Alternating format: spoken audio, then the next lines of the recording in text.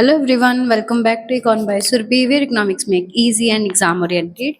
तो welcome to the our free crash course. I hope कि आपने जो पिछला हमने पार्ट 1 कल डाला था वो कंप्लीट कर लिया होगा। ठीक है, तो लास्ट वीडियो में हमने इलास्टिसिटी ऑफ डिमांड के न्यूमेरिकल स्टार्ट करे थे। उसमें हमने दो टाइप्स कर ली थी, एक सिंपल वाली और एक जिसमें इलास्टिसिटी गिवन होती है। तो आज आप डिस्कस करेंगे, एक तो हमारा एक्सपेंडिचर मेथड है और एक सिंपल परसेंटेज मेथड है। ठीक है, तो सबसे पहले हम डिस्कस करते हैं एक्सपेंडिचर मेथड।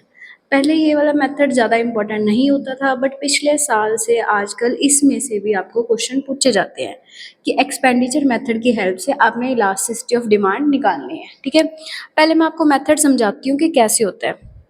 कि मान लो कि मैं 5 रुपये पे यूनिट्स ले रही थी, 10 चीज़ें ले रही थी। ठीक है, और जब प्राइस हो गया कम तो मैं अब ज़्यादा चीज़ें ले रही हूँ। ठीक है, तो कहते हैं कि ना अगर आपका एक्सपेंडिचर पहले के कंपैरिजन में बढ़ जाए, मतलब कि पहले आप एक्सपेंडिचर कम खर्च कर रहे थे, अब आप ज़्यादा खर्च कर रहे हो, तो इस केस में हमारी इलास्टिसिटी क्या होती है, ग्रेटर देन 1। ठीक है, सेम यही सिचुएशन में पहले के कंपैरिजन में, पहले मैं 100 रुपये खर्च कर रही थी ना, अगर पहले के कंपैरिजन में मेरा खर्चा कम हो जाए, 100 से मैं खर्चने लगी 50, अगर खर्चा बढ़ जाए तो इलास्टिसिटी ग्रेटर देन 1, अगर खर्चा कम हो जाए तो इलास्टिसिटी इज लेस देन 1। और अगर मेरा खर्चा पहले के कंपैरिजन में सेम रहे, मतलब पहले में मैं 100 रुपये खर्च कर रही थी और अब भी मैं 100 रुपये ही खर्च कर रही हूँ, तब इस केस में मेरी इलास्टिसिटी क्या आएगी, इज इक्वल टू 1। अगर बढ़ जाता है तो ग्रेटर देन 1, अगर कम होके आता है तो लेस देन 1, और अगर आपका खर्चा सेम रहता है तो इज इक्वल टू 1। अब आपको पेपर में किस तरह का क्वेश्चन आएगा, वो बोलेंगे कि आपने इसको सॉल्व करना है बाय यूजिंग एक्सपेंडिचर मेथड। अगर तो मेथड कोई भी मेंशन नहीं है तो आपने क्या करना है कि फिर तो आप वो कल वाला मेथड ही लगा लो, और अगर आपको पर्टिकुलरली मेंशन करे कि आपने एक्सपेंडिचर मेथड से करना है तब आपने एक्सपेंडिचर मेथड ही लगाना है। ठीक है, रुको मैं आपको इसके साथ का एक क्वेश्चन करवाती हूँ। एक्सपेंडिचर मेथड बोल दे चाहे आउटले मेथड बोल दे, दोनों सेम ही होते हैं। अब देखो वो कहता कि ना जब 5 रुपये से प्राइस 4 रुपये हो गया, ध्यान से देखना, प्राइस है ₹5 से ₹4। ठीक है, और हमारी क्वांटिटी कितनी है, हमारी क्वांटिटी है 100 से 125, 100 से 125। अब मैं आपको छोटी सी एग्जांपल से समझाती हूँ। अब इन्होंने बोला है कि आपने एक्सपेंडिचर मेथड से निकालना है, या फिर इसको टोटल आउटले मेथड भी बोलते हैं, एक्सपेंडिचर मेथड या फिर टोटले आउटले मेथड। ठीक है, अब देखो मैंने आपको बोला कि आपने ना सपोज दो चीज़ें ली हैं और उसका प्राइस 10 रुपये था, तो मतलब आपने खर्चा कितना करा, 20 रुपये ही करा ना। या फिर मतलब आप कैसे निकालते हो खर्चा कि कितना प्राइस था और कितनी क्वांटिटी ली थी, मतलब कि जितना प्राइस है और कितनी क्वांटिटी ली है। यहाँ पे मेरा खर्चा कितना हो गया, 500, 5 रुपये प्राइस था और मैंने 100 चीज़ें ले ली, तो मैंने खर्चा कितना कर दिया, 500 का। यहाँ 4 रुपये प्राइस था और मैंने चीज़ें कितनी ली हैं, 125, तो 125 गुना 4 कितना हो गया हमारा, हाँ 125 गुना 4 कितना हो गया, 500 ना। ठीक है, अब देखो पहले भी मैं 500 रुपये खर्च कर रही थी, अब भी मैं 500 रुपये खर्च कर रही हूँ, खर्चे पे कोई इफेक्ट आया नहीं, आया ना, तो इसको हम क्या बोलेंगे, इलास्टिसिटी इज इक्वल टू 1। मैंने एक्सपेंडिचर मेथड से इसको सॉल्व करा है, कि आप कल वाले मेथड से सॉल्व करना अपना। परसेंटेज मेथड भी बोलते हैं और इसको प्रोपोर्शनेट मेथड भी बोलते हैं, मतलब जो मैंने कल मेथड कराया था ना ईडी वाला, उस मेथड से आप इसको सॉल्व करके देखना। ठीक है, एक्सपेंडिचर मेथड में सिर्फ इतना ही था। अगला आपका करते हैं हमारा, वैसे ना ये जो परसेंटेज मेथड मैं अभी जो आपको करवाऊंगी, एक प्रोपोर्शनेट मेथड है, एक परसेंटेज मेथड है। कल वाला हमारा प्रोपोर्शनेट मेथड था, और जो परसेंटेज मेथड है उसी से ही प्रोपोर्शनेट मेथड ड्राइव होता है। अब हम करते हैं हमारा परसेंटेज मेथड। अब परसेंटेज मेथड का क्या फॉर्मूला होता है कि जब वो वेरिएबल्स आपको परसेंटेज की फॉर्म में ही गिवन होते हैं, E T is equal to minus percentage change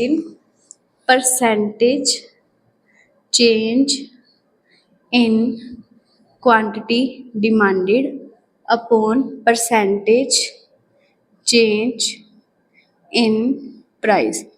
जो कल वाली वीडियो है अराउंड अभी तक 60 तक उसके व्यूज़ आ गए, और सिर्फ मेरे को लगता है 6 से 7 बच्चों ने ही वो न्यूमेरिकल्स करके देखे हैं, उन्होंने ही मेरे को आंसर बताया है।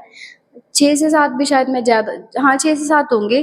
कईयों ने रिव्यू दिए हैं, थैंक यू बोला है, 2-3 ने आंसर बताया। मतलब बाकी जो बच्चे हैं वो जस्ट देख के छोड़ देते हैं ना, कोई रिस्पॉन्स नहीं, कोई रिप्लाई नहीं, कोई आंसर नहीं बताना, कुछ फीडबैक नहीं देना।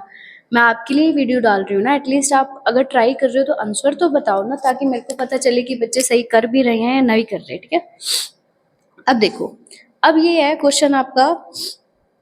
उन्होंने बोला due to 80% decrease in the price, price में गिरावट हुई है 80% से, and the demand for a commodity increase to 60%। तो क्वांटिटी राइज कितनी होगी? 60%। मतलब कि प्राइस में कितना चेंज आया है? 80% का डिक्रीज। अब मैं आपको समझा रही हूँ, जब भी डिक्रीज आ जाए या फिर मतलब कम हो रही हो तो हमेशा उसमें माइनस आएगा। गिरावट आ रही हो, डिक्रीज हो रहा हो, मतलब प्राइस हमारा 80% डिक्रीज हो रहा था ना, तो साथ में क्या लगा दिया? माइनस। और उसके बाद उसने बोला है कि क्वांटिटी हमारी इंक्रीज हो रही है कितने परसेंट से? 60% से। फॉर्मूले में भर दो, एक माइनस वैसे, 60 ऊपर, 80 नीचे, एक माइनस 80 का, माइनस से minus cancel, zero zero zero cancel, 6/8, तो 3/4 हमारा क्या हो गया? आंसर। और 3/4 क्या आएगा? लेस देन यूनिटी आएगा। 3 divide by 4 0.75 which is less than unity. ठीक है, तो बेसिकली ये वाले आपके मेन न्यूमेरिकल्स थे। एक्सपेंडिचर मेथड था, परसेंटेज मेथड था। अब मैं एक दो न्यूमेरिकल्स ना आपको थोड़े टफ वाले करवाती हूँ, जो बच्चों को मुश्किल लगते हैं, वो वाले न्यूमेरिकल्स आपका करते हैं। ठीक है, आई थिंक इसमें मेरे पास अभी टीआर जिन की बुक अवेलेबल है, अगर आपको, आप किसी और बुक को फॉलो कर रहे हो तो मेरे को बता देना। ठीक है, मैं ओखे ओखे वाले न्यूमेरिकल्स अब करवाती हूँ, जैसे ये चीज़ है। आप बस साथ साथ रिवाइज करते रहो, इतना आपको पंजाब बोर्ड के ओरिएंटेड जो कंटेंट है मुझे नहीं लगता कहीं मिलेगा। बस पिक्चर चल रही है, उसको एंजॉय करो अगर आपने अच्छे मार्क्स लेने हैं तो। अब देखो, ये क्वेश्चन ना पहले स्टेटमेंट ध्यान से सुनना, उसके बाद आप शुरू करते हैं। वो कहता है कि ना consumer bias 50 units of a good at the price of ₹4 per unit. Consumer 50 चीजें ले रहा है जब उसका प्राइस क्या था? 4। मतलब कि प्राइस हमारा 4 था, तो कंज्यूमर कितनी क्वांटिटी ले रहा था? 50 रुपए। अब वो कहता है कि ना when its price fall by 25%, when its price, मैं लिख ही देती हूँ, sorry, when its price falls by 25%। ठीक है जी, ये लाइन लिखी हुई है।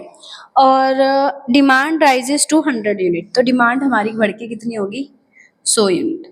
ठीक है, तो calculate the elasticity of demand. अब देखो, वो कहता कि पहले प्राइस 4% था, इसमें से 25% डिक्रीज हो गया, मतलब ₹4 का हमने क्या निकालना है? 25%। तो मैथ वालों 25% कैसे निकालते हैं? 25% को हम क्या लिखते हैं? अपॉन में। ठीक है, और किसका निकालना है? 4 का निकालना है ना। 25 ये 4 पे, 4 से 4 कैंसिल, मतलब कि ₹1 प्राइस हमारा क्या हो गया? कम हो गया। 4 में से 1 गए तो मेरी न्यू प्राइस क्या हो गया? ₹3 हो गया ना। दोबारा देखो, वो कहता प्राइस ₹4 था, प्राइस ₹4 से 25% कम हो गया, तो 25% हमने किसका निकालना था? 4 का ही निकालना था ना। तो परसेंट जब भी आ जाए ना, तो कैसे निकलता है? जो स्टेट में, मतलब जो परसेंट में दिया होता है ना, उसको अपॉन में लिख लो। मल्टीप्लाई मैंने किसका निकालना था? 4 का निकालना था। इधर डिक्रीज बोला है, मान लो इंक्रीज बोला होता तो क्या करते? ऐड ही करते ना। तो डिक्रीज बोला है, तो ₹4 से ₹1 कम कर दिया, कितना हो गया? ₹3। बस अब आपको चारों चीजें गिवन है, इसको करो सॉल्व साथ साथ। पी है मेरा ₹4, क्यू है मेरा 50, P1 है मेरा 3, Q1 है 100। निकालो इसका आंसर और मेरे को बताओ कमेंट सेक्शन में कितना है। दोनों के आंसर बताना, जो एक मैंने पीछे भी करवाया ना और एक अब वाला। ठीक है, और मैं देखती हूँ कौन सा मुश्किल मुश्किल है, हम वो ही करेंगे। एक्स्ट्रा काम अब मतलब सारा अपना, वो तो न्यूमेरिकल कवर हो गए जो थे। मैं बस ये देख लूँ कि कोई और टफ न्यूमेरिकल है, तो मेरी ट्राई है कि मैं वो भी आपको करवा दूँ। हाँ, एक चीज़ और करते हैं। अब देखो, एक सेकेंड में मैं मार्कर चेंज कर लूँ। अब ये वाली चीज़ है, ये भी मोस्ट इंपॉर्टेंट है। मोस्ट इंपॉर्टेंट नहीं, अगर पेपर का लेवल टफ हुआ तो ये आ सकता है। वो कहते हैं as a result of 10% fall in the price of good. वो कहता है प्राइस ना 10% से गिर गया, कुछ ऐसे लिखेंगे, या फिर अगर आपको लगता है हमने ऐसे नहीं लिखना तो आप कुछ इस तरह से लिख सकते हो, प्राइस हमारा 10% से गिर गया। अगर इस वाली प्लेलिस्ट क्रैश कोर्स में अगर अच्छा व्यूज़ या फिर अच्छा रिस्पॉन्स आएगा, तभी मैं आगे आने वाली वीडियोस में आपके लिए अच्छे अच्छे क्रैश कोर्स लेती आऊँगी, जिससे आपको बड़ी अच्छे से रिवीजन आएगी। पूरे पूरे चैप्टर नहीं, मेन जितना मेरे को पता है ना इंपॉर्टेंट कंटेंट है, मैं सब कुछ फ्री में डालूंगी। बट आपका सपोर्ट ज़रूरी है। अगर आप अच्छा रिस्पॉन्स दोगे तो, अगर नहीं मिला तो बस ये सीरीज एंड करके उसके बाद जो सिंपल वीडियोस चलती है वही चलेंगी। अब देखो वो कहता है कि ना 10% प्राइस गिर गया, demand rises from the 100 to 120 units. वो कहता है उसकी डिमांड 100 से, डिमांड हमारी कितनी होगी, 100 से 120 यूनिट्स होगी डिमांड। ठीक है जी। उसके बाद find out the elasticity of demand. अब एक चीज तो परसेंट में दे रखी है ना, मतलब कि इसका मतलब ये है कि मैं परसेंटेज वाला फॉर्मूला लगा लूँ। क्या था, percentage change in quantity demanded upon percentage change in price, यही चीज थी ना। अब देखो प्राइस आपको गिवन है, क्वांटिटी प्राइस मेरे को परसेंटेज में गिवन है, क्वांटिटी मेरे को परसेंटेज में नहीं गिवन। तो जब भी बच्चे आपने परसेंटेज में कोई चीज कन्वर्ट करनी है ना, तो वो कैसे करते हैं, नई वाली चीज, ठीक है, न्यू माइनस ओल्ड, और डिवाइड में क्या होती है, ओल्ड चीज और इनटू 100। ये मेथड है हमारा परसेंटेज में चेंज करने का, क्योंकि एक चीज आपको परसेंटेज में गिवन है, दूसरी चीज आपको परसेंटेज में नहीं गिवन, तो उसको परसेंटेज में कन्वर्ट कर लो। नई चीज माइनस पुरानी चीज अपोन में पुरानी चीज इंटू 100। ये इंपॉर्टेंट न्यूमेरिकल है, इसको ध्यान से अटेम्प्ट करना, ठीक है। 100 आउट ऑफ 100 कैंसिल हो गया, 120 माइनस 100 कितना हो गया मेरा, 20%। मतलब कि इस नंबर को मैंने किस में चेंज कर लिया, परसेंट में चेंज कर लिया। तो इसको कैसे लिखेंगे, अब मेरा बन गया ना, एक माइनस वैसे percentage change in quantity demanded. Quantity demanded क्या था, 20%, और हमारी परसेंटेज चेंज इन प्राइस है माइनस का 10%, माइनस से माइनस कैंसिल 10 से 20 गया, कितना हो गया मेरा आंसर, 2 आंसर आ गया। मतलब कि मेरी इलास्टिसिटी क्या होगी, elasticity is equal to 2 and this is greater than unity. ठीक है, मैं और देखती हूँ और कोई मुश्किल वाला न्यूमेरिकल मिलता है तो आप करते हैं। एक न्यूमेरिकल मैं आपको देती हूँ, आप ट्राई करके देखो। वो कहता है कि ना a consumer buys 100 unit at price elasticity. ये वाला न्यूमेरिकल आप करो, मैं उतनी देर तक न्यूमेरिकल कोई और ढूंढती हूँ। अगर कोई मुश्किल है नहीं तो आप क्लास एंड करते हैं, ठीक है। उतनी देर आप ट्राई करो। A consumer buy 100 units, price है हमें, प्राइस है ₹5 और क्वांटिटी हम परचेज कर रहे हैं 100 यूनिट्स, ठीक है। उसके बाद उन्होंने बोला है the price elasticity of demand is 2, ED हमें गिवन है 2, और at what price he will be by. आपने P1 निकालना है और Q1 आपको गिवन है 140। इसका करो, निकाल लो आंसर, और मेरे को कमेंट सेक्शन में साथ साथ बताने हैं आंसर क्या। अगर नहीं बताओगे मैं अगली वीडियो नहीं लेके आऊंगी, ये देख लो। क्योंकि मेरे को बड़ा फील होता है कि मैं इतनी मेहनत कर रही हूँ और बच्चे रिस्पॉन्स ही नहीं दे रहे। मेरे को तो आते हैं, मैं खुद के लिए थोड़ी बना रही हूँ। नेक्स्ट है हमारा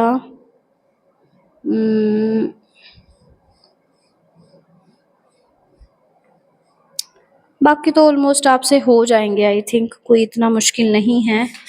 बाकी सिंपल सिंपल वाले ही बचे हैं। Price expenditure,